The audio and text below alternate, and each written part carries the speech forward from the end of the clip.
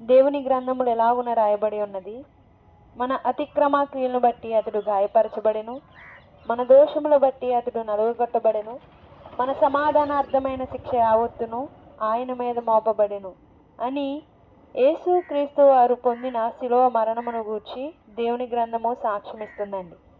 యేసు క్రీస్తు వారు ఏ పాపమును చేయలేదు. ఆయన పరిశుద్ధుడు, నీతిమంతుడు, పాపుల్లోనికి చేరక ప్రత్యేకముగా జీవించిన దేవుడు అని రాయబడి.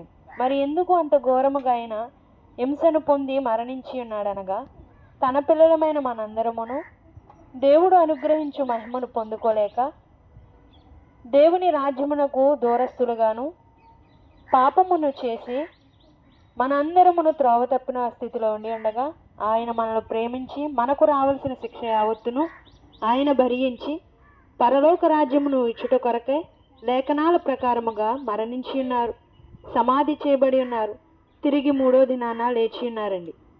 ఇప్పుడు ఎందరైతే యేసుక్రీస్తు వారి యందు విశ్వాసం ఉంచుతారో వారందరూ పాపము నుండి విడుదల పొందుకుని నిత్య రాజ్యమునకు వారసులవుతుంటున్నారండి.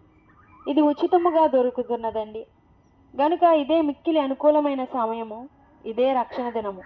యేసుక్రీస్తు వారు చేసిన శిలువ బలియాగము ద్వారా విశ్వాసము మూలముగా మనందరమును నీతిమంతులుగా తీర్చబడి రాబోతున్న ఉగ్రత నుండి తప్పింపబడి నిత్యము సదాకాలము ఆయనతో ఉండే ఏర్పాటును దేవుడు చేసి ఉన్నాడని. గనుక మాటల యందు లక్ష్యం ఉంచండి.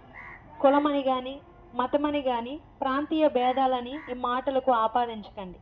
యేసుక్రీస్తు వారు మనందరినీ ప్రేమించి ఈ కార్యము చేసి ఉన్నాడు. ఆయన ప్రేమామయుడైన దేవుడు. ఆయన సమస్త మానవుల కొరకే ఈ లోకానికి తన్ను తాను తగ్గించుకుని వచ్చినాడండి. ఆయన మనందరి నిమిత్తము సిలువలో ఘోరము హింసను పొంది మరణించి తిరిగి 3వ దినాన లేచి గొప్ప విమోచన మనందరికీ సిద్ధము చేసి ఉన్నాడు. విశ్వాసం మూలముగా ఆయనకు మనందరము పిల్లలమవుతున్నాం. మనం ఈ లోకములో మన పిల్లలకి ఆస్తిని సమకూర్చినట్లుగా దేవుడు మనకి తండ్రి అయి ఉన్నాడు. గనుక విశ్వాసం మూలముగా మనందరమును ఆయనకు పిల్లలమవుతున్నాం. గనుక ఆయన సంపాదించిన పరలోక రాజ్యము, నీతి, పరిశుద్ధత అనే ఆస్తికి తన పిల్లలైన ప్రతి ఒక్కరూ వారసులండి. గనుక ఈ మాటల యందు విశ్వాసం ఉంచండి, పాపక్షమాపణ పొందుకు నిత్య జీవం పొందుకొనండి.